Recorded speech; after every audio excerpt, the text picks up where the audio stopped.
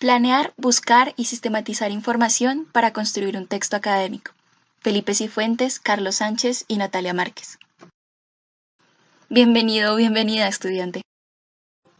En la universidad estamos acostumbrados a dar por sentada la búsqueda de información, pero ¿alguna vez te has preguntado por la importancia de la misma? Al momento de construir tus textos, ¿sientes que podrías mejorar habilidades informacionales, de búsqueda, de gestión o sistematización de literatura académica? Una estrategia de búsqueda adecuada y pertinente es la que nos ayuda a buscar y sistematizar literatura académica. En este OVA, Objeto Virtual de Aprendizaje, aprenderemos a diseñar una estrategia de búsqueda de información y a reconocer su importancia en los textos académicos. Para eso tenemos 3 fases. La primera, planear la búsqueda. La segunda, ejecutar la estrategia. Y la tercera, evaluar los resultados. Sigan con nosotros. Hola, soy Natalia, tutora del programa LEA en la UN. En el primer paso, vamos a ver cómo planear nuestra estrategia de búsqueda. Para empezar, una estrategia de búsqueda es un conjunto de procedimientos y operaciones que se realizan con el fin de obtener la información necesaria para resolver un problema. Es un proceso netamente personal. Como decía Corvalán, todo depende de nuestra manera de problematizar. Para eso tenemos a disposición 2 tipos de pensamiento. El primero, el pensamiento divergente, que permite dar diferentes respuestas a un problema, y el pensamiento convergente, que la respuesta de un problema puede transitar un camino que es muy conocido, a veces muy lógico, y que pues como tal se llega solo a una respuesta, y que la respuesta es usualmente esperada. Ahora podemos mirar el tipo de consulta. Hay consultas de carácter retrospectivo y hay consultas de carácter informativo. Las de carácter retrospectivo hacen referencia al pasado, abarcan muchísima información. Este tipo de consulta es cuando queremos hacer algún trabajo, pero este trabajo va a llenar algún vacío teórico probablemente. No es que vaya a representar un avance en toda la documentación existente. Por el contrario, las de carácter informativo hacen referencia a procesos actuales que todavía se están desarrollando, por lo que nuestros trabajos entrarían a empezar un avance. Pero, al mismo tiempo, son tipos de consultas que no han sido muy documentadas. Para finalizar, les voy a explicar la diferencia que puede causar en su estrategia de búsqueda el tipo de fuente, la facilidad de acceso o el tipo de soporte. Para el tipo de fuente.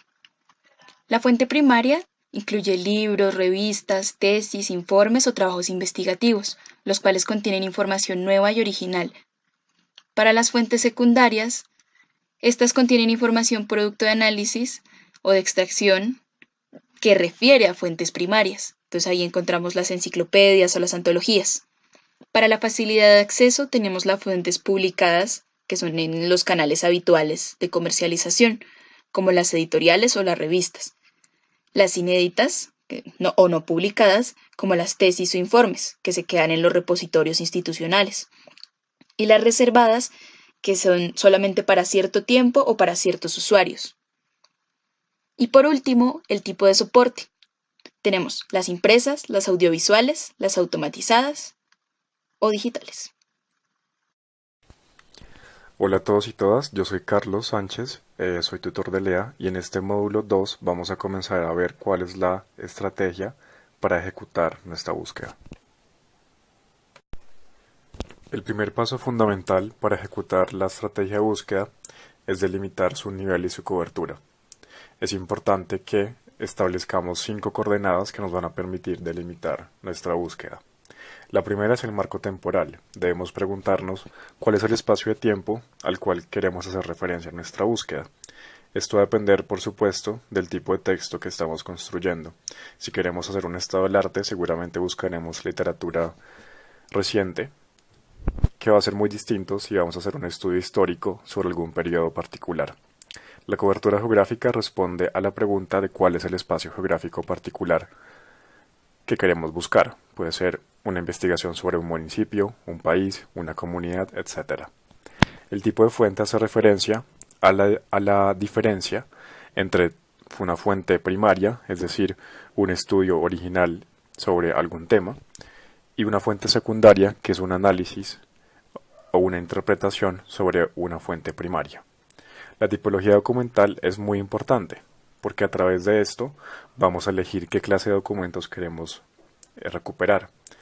Podemos recuperar monografías, tesis, artículos de investigación, artículos de divulgación científica, ensayos, documentos visuales, sonoros, etc. Por último, el idioma en el cual queremos recuperar la información. Para esto hay que tener en cuenta que es muy útil en la vida académica buscar información en inglés. Una vez tenemos delimitada nuestra estrategia de búsqueda, es importante definir a qué herramientas vamos a acudir. Una herramienta de búsqueda es una plataforma usualmente virtual que almacena y permite localizar información. Es importante que en esto vayamos mucho más allá de Google. Google es una herramienta valiosa, pero en el mundo académico se espera que los estudiantes utilicen todos los recursos que tenemos en línea. Hay tres clases de herramientas de búsqueda. Primero tenemos las bases de datos. Las bases de datos reúnen selectivamente información sobre cierta disciplina o sobre varias disciplinas. Un caso de una base de datos exitosa a nivel mundial es Scopus o Web of Science, que recoge información de distintas disciplinas, pero también tenemos los casos particulares, por ejemplo de Cielo, JSTOR para el caso de las humanidades. En comparación con las bases de datos, los buscadores generales rastrean automáticamente información en la red a través de robots, y en ese sentido no recopilan información selectivamente y tan de buena calidad como las bases de datos. Un ejemplo de un buscador general es Google, y uno especializado podría ser Google Scholar, Cyrus o incluso Google Books. Los catálogos, por último, reúnen referencias de documentos o también otros artículos que están físicamente en un lugar. En el caso colombiano podemos mencionar, por ejemplo, el caso de la biblioteca Luis Ángel Arango, que tiene un catálogo en línea, donde podemos consultar los libros que están físicamente en la biblioteca, y también el catálogo del SINAP de la Universidad Nacional de Colombia. Una vez tenemos por un lado delimitada nuestra búsqueda y por otro lado sabemos a qué herramientas acudir, es tiempo de ejecutar una técnica para recuperar la información. Entre más delimitada sea esta técnica, mucho mejor, porque nos va a permitir conseguir información precisa y delimitada. Tenemos para esto tres estrategias clave. La primera es la selección de palabras clave. Las palabras clave son el principal instrumento para buscar información. Son términos compuestos por una o más palabras que recogen de manera significativa la información buscada por un usuario en una página. El segundo campo es los campos y modos de búsqueda. En este momento podemos llenar también la información ofrecida por un motor de búsqueda para acceder a la información. Un campo puede ser, por ejemplo, el nombre del autor, el título de la obra buscada, el resumen, la materia, el idioma o incluso el código del libro si ya lo tenemos. Finalmente, los operadores lógicos nos van a permitir combinar posibilidades de recuperar información y de combinar palabras clave.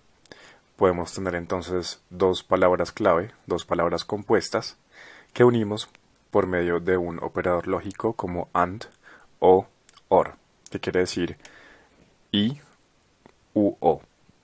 En este caso, lo que nos va a permitir hacer el operador lógico es buscar literatura que tenga las dos palabras claves en el caso de AND o solamente una de aquellas dos en el caso de OR. Hemos visto entonces a lo largo de este módulo 2 la estrategia de búsqueda y cómo ejecutarla. En el próximo módulo, Felipe nos va a explicar cómo evaluar los resultados de eso que encontramos. Hola, soy Felipe, tutor del programa LEA en la UN, y ya llegamos al tercer y último paso del proceso de búsqueda, el cual consiste en evaluar los resultados encontrados. Este paso es fundamental, pues luego de ejecutar la búsqueda lo más probable es que no todos los resultados nos sirvan. Por ello, debemos contar con algunos criterios que nos permitan seleccionar los resultados. Los dos tipos de criterios que deberíamos tener en cuenta son criterios de confiabilidad y criterios de relevancia. Los primeros hacen referencia a determinar si podemos confiar en la verdad de la información presentada, y los segundos a la pertinencia de la información para nuestros propósitos.